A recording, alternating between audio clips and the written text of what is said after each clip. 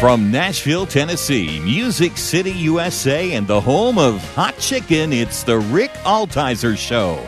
Sit back, buckle up. Rick will talk with the movers, shakers, and creators who put Christ in Christian entertainment. He's a man who's clear so the world can hear. Here's Rick Altizer. Hey, thanks for joining me today. Today, doing something new. I've got on the show Rick Roberts, and it's going to be the Rick Altizer Show and Rick Roberts. Welcome to the School of Laughs podcast. This is Rick Roberts, along with my guest today, Rick Altizer, who does the Rick Altizer Show. And we're going to do a thing today where I interview him, and he's going to be using this on his show, and I'll be using it on mine. So I'm doing his show, he's doing my show, and we're killing two birds with one stone, and it's awesome. Right, and that bird is time. Well, this is for my audience. They heard Rick Altizer on an episode a while back where I had an episode called Examining Comedy, and he kind of asked me to explain how comedy works, how comedy writing works. So his voice may sound familiar, but I've wanted to get him back on for quite a while because Rick has been not only a good friend, but I've seen that he is a creative type in the true definition of the word. You're a musician, you're a jingle writer, you're a producer. You've produced 9 CDs as a musician, right? You've helped me with projects that I've had. And more recently, you've been a film producer, which is super intense.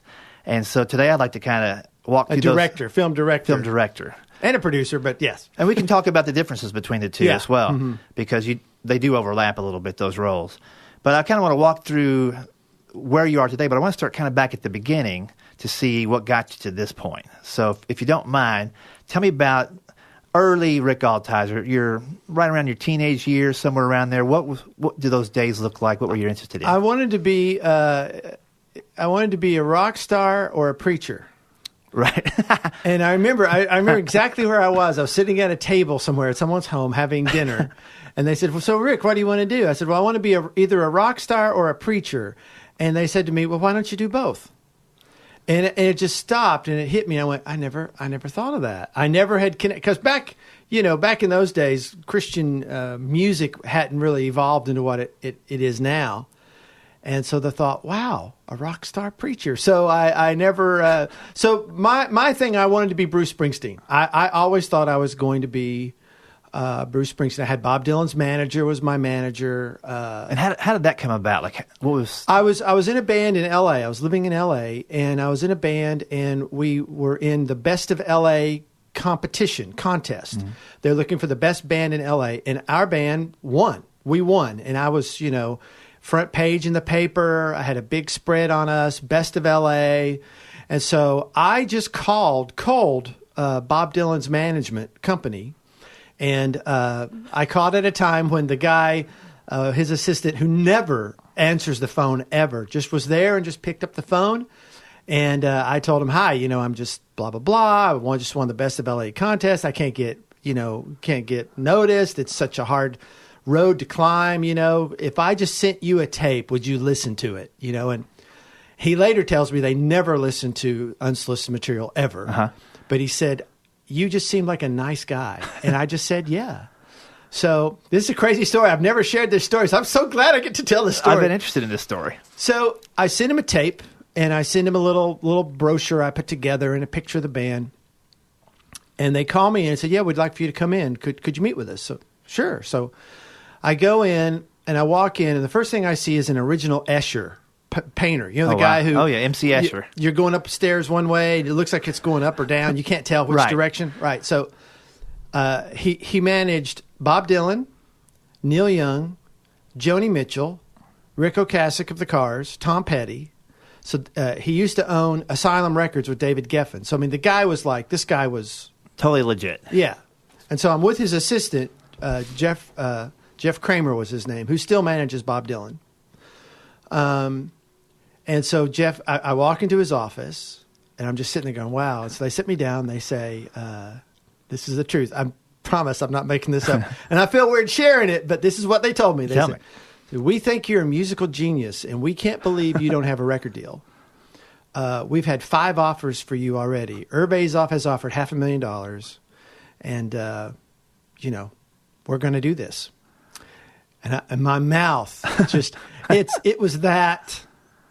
that dream meeting that you just dream about. Someone off the street, some unknown nobody sends in a tape and the person hears it and then boom, and now you're this big whatever, and it was just that dream meeting. And I'm sitting there and there's there's an original Andy Warhol on the wall of Ric Ocasek that he did. And, I'm just in this amazing environment in Santa Monica, this building with all this. And it was just it was weird. And I remember in the car driving home in LA traffic. And I started getting nervous because I was married. I was nervous. And I said, Lord, if this isn't you, stop it. Which was a weird prayer, but I was a worship leader at the time at my church. And I'd been pursuing music for such, but I recognized, and doggone it, if he didn't answer that prayer. It's not me at all, man. I'll make the story, because now I've opened up and got to tell the rest of the story, right? I've started it. So, I go and I do meet with Elliot Roberts. He said, record companies will hire you just because they want to work with me, because he was just a legend, and he was just a legend in the music industry, still is. And I did meet with the head of Sony. He gave a 90-minute tape to a guy who was at Epic. Sony and Epic were the same. The guy who ran the Epic office. He said he listened to, which was like almost 2.5 albums, 3 albums of material. Back in those days, you would send like 3 songs, but he gave him a full 90-minute tape, and the guy said he listened to it all the way on the plane from L.A. to New York, and he got on a plane and came back because he wanted to meet me, because they wanted to sign me. And so I met with the VP of Sony. He came down. I had a band. We did a showcase for him. I didn't really have a band. This is all basically me. I was playing everything. I had some guys who were helping, but me and another guy who were writing the stuff. But it was kind of a self-made thing. And so I was trying to make it look like it was a band. They were looking for a band. I didn't know. I was young and stupid. It would have been better if he'd come and I just took a guitar and sang, my songs. But instead, I got this heavy metal guitarist and this drummer who is this amazing drummer, but really, really loud. Right. And came and just blew them away. And it was this whole other sound. It was this big, loud rock sound that wasn't what they heard. And they decided to pass, which I don't think Elliot Roberts was used to people passing.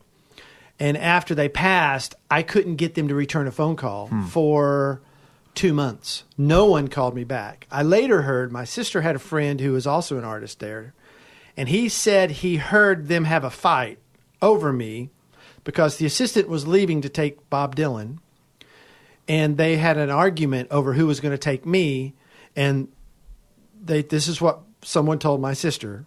I didn't hear it, but this is what she told me, that someone had told her. And they said, well, this is stupid. Let's don't fight over it. Let's just neither of us take him. Oh, man.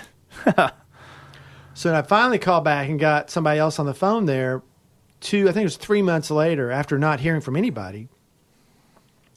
And I said, well, what about the $500,000 deal from Irv Azoff? What about the 5 offers that, And he said, yeah, that wasn't true. Oh, man. I said, why would he tell me that? He says, I don't know, but that none of that's not true. None of that happened. So why would he tell some nobody kid off the street that? Yeah. Why give him more hope? I mean, just walking in there and having a meeting was fulfilled. Hey, we'd like you. We'd love to work with you. Let's see what we can do. Right. Great, but we got 5 offers. Irv Azoff offered $500,000. And you're gonna be the next. Why would they do that? And I said to him, why would he lie to me? He goes, I don't know what to tell you. So we're not telling you to, but we're not interested. And call. So this whole thing just was this slow spiral into nothingness. You've got 5 offers. You're going to be this. You're going to be Bruce Springsteen big. To no one will return your call, and it's done. Yeah, and you're back to where you were. And all that happened in 3 to 4 months. Boom, boom, boom, boom. Yeah. Right. Yep. Yeah. Yep. And so I'm exactly right back where I was. And God really used that to get me to get out of L.A. And then I came to Nashville, which was the best thing I ever did. And but it was a very frustrating and challenging time. Very frustrating and challenging for me personally, trying to just get through that. And the bigger picture for me was getting my identity not to be in music, but in my, as a Christian, my identity is my belief in God and who Christ is in me. That's who I am, and it can't be based on what I do. And whether someone approves of me as a singer or not or whatever, I can't let that define me. And it was a hard lesson, but it was a very healthy lesson for me. And, I don't know if I'd have stayed married if that had happened. I now have 2 amazing boys who Yeah. My life is great. I love my family. Right. And this summer, I was mowing the yard. And, boy, this is a long story, but I was mowing the yard this summer, and I just started thinking, God, thank you that never happened for me. I would hate to have to go sing those songs. And, I don't know if I'd have made it or, Sure. or to have been struggling. You see these guys and they're hashing out the 2 popular songs they have, and they keep singing those songs over and over and over. And that's all they do is go from town to town to town to town, Right. play the same 12 songs over and over and over for the next 40 years. It's like, wow, thank you, God, that I didn't do that. Yeah. I'm much happier doing what I'm doing now. And I got a great marriage and 33 years of marriage to my wife that I don't think I would have had that happen. So, even in those times where you think this is terrible, God is still leading us, guiding us, sovereign over our lives in ways that we can't even imagine. And He's good. He's great. And he was extra good to you because you learned that lesson early, and it was a hard, quick lesson. And even though you're still realizing the results from it today, it was earlier enough in your life where you could get the course corrected. The comedy and comedians and musicians are very similar in the sense that you try to build this thing, and then you feel you got to go promote this thing and be the biggest thing. And then even for Christian artists, I believe, and Christian comedians, sometimes they have to talk themselves into, I've got to focus on me because if I get a bigger platform, then I can share God to more people. Right. And it can be a very distracting goal to get your thing going bigger. Whenever you get God's thing going bigger, you'll benefit.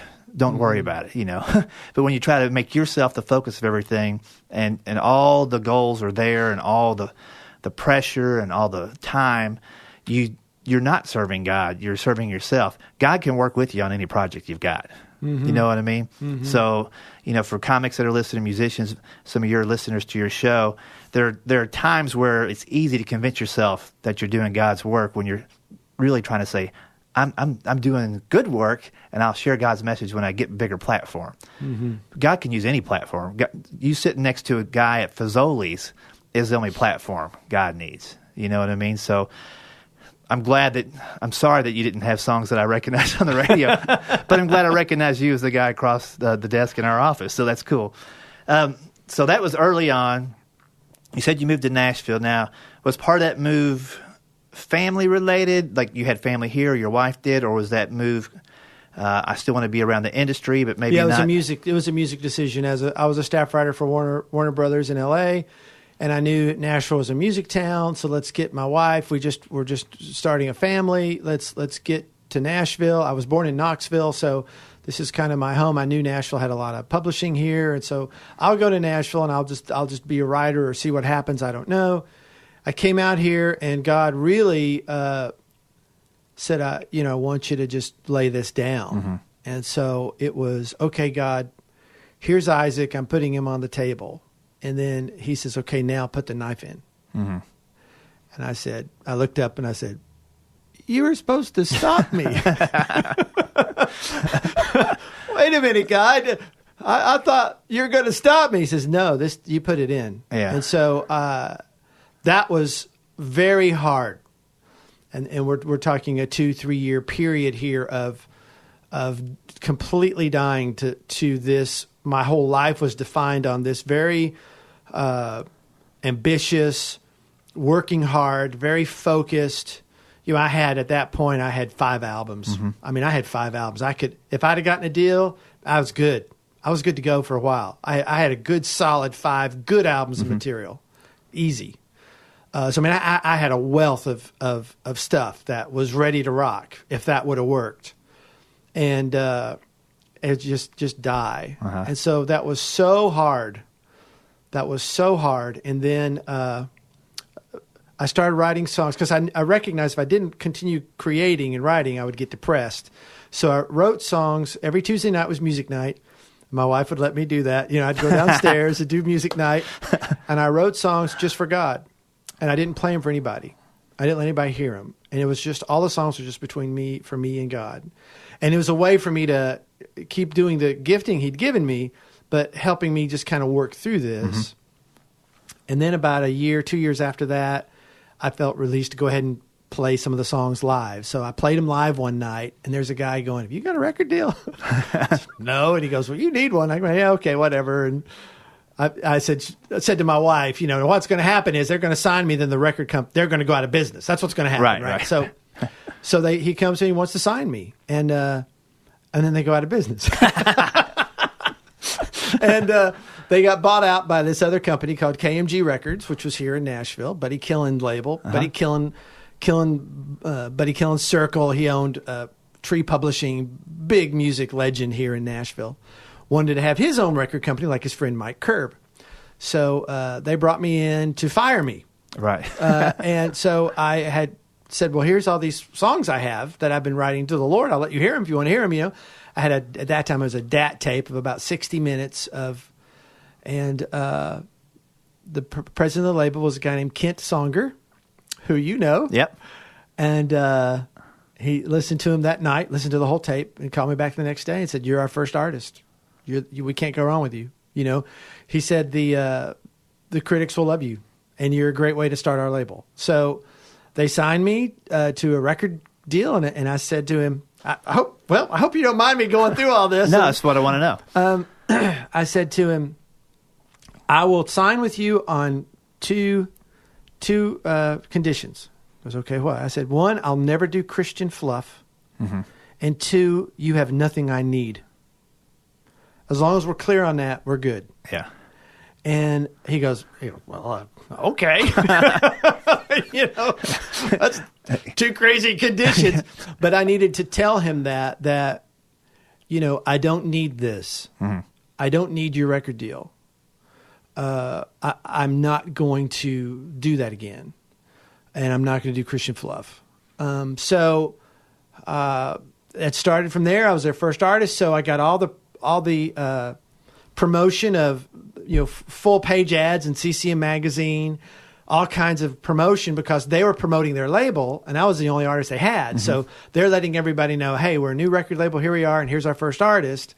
So I got to work with a guitar player by the name of Adrian Ballou. Oh, wow. And he played on it. And then we we mixed it together. So we said, hey, could we call you a co-producer? And that really helped us. And I was getting a lot of airplay on AAA radio. And I had contacted all the secular labels. Every secular label was talking to me about possibly doing something with them, mm-hmm. And so it was interesting. Then KMG went out of business, and I sold dozens of records, and the first record did sold them like hotcakes, but not like records.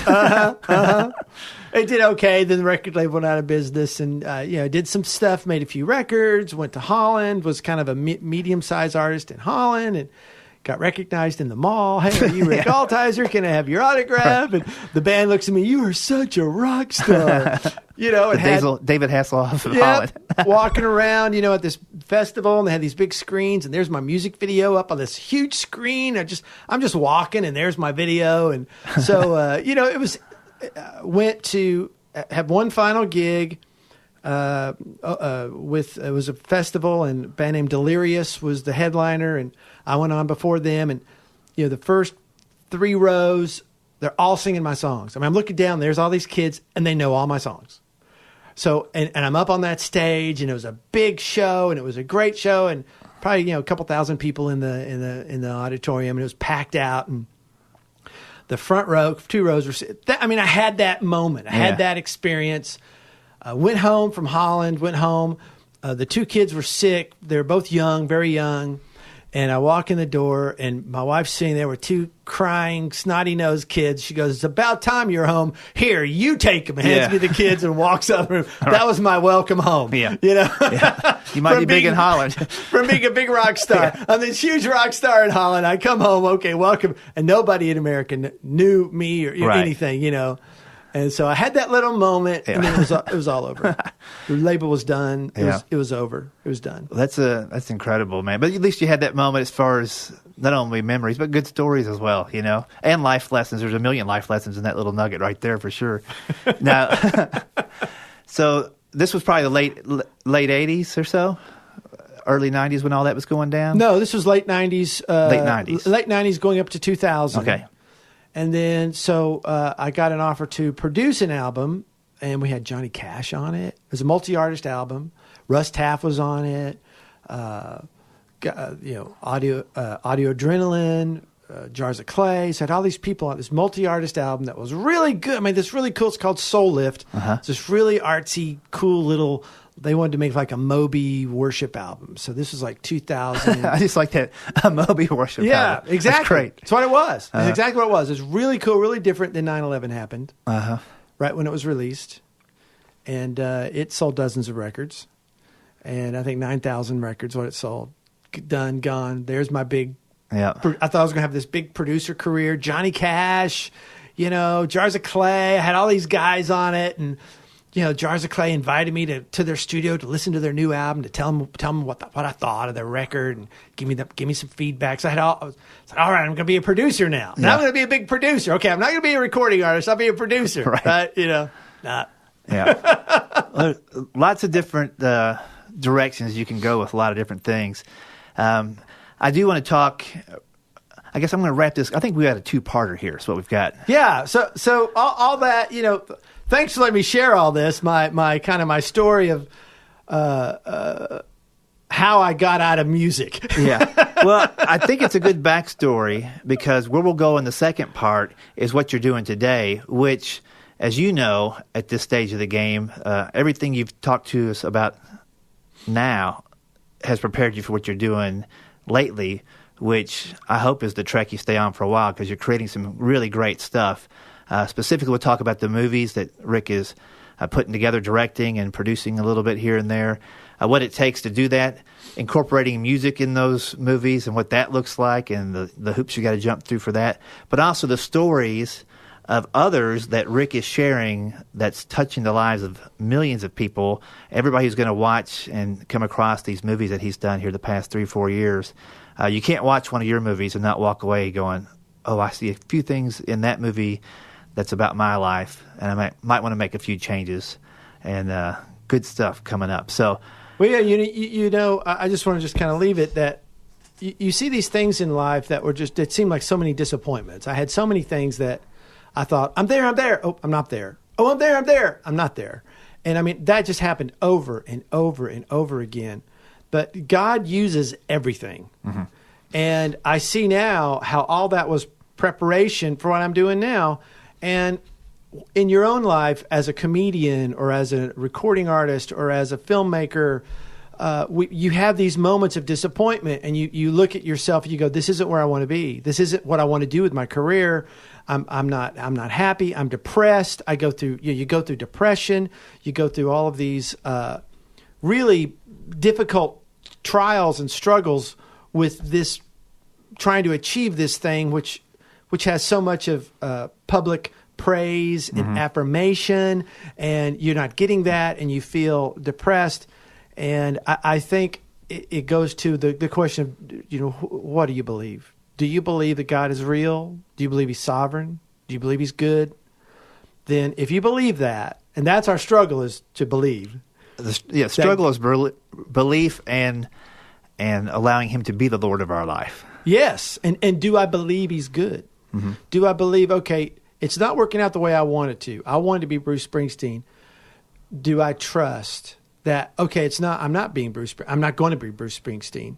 it was a shock, when I was 38 or whatever, realized I'm not going to be Bruce Springsteen, which is depressing to say that, but Well, but maybe Bruce Almighty.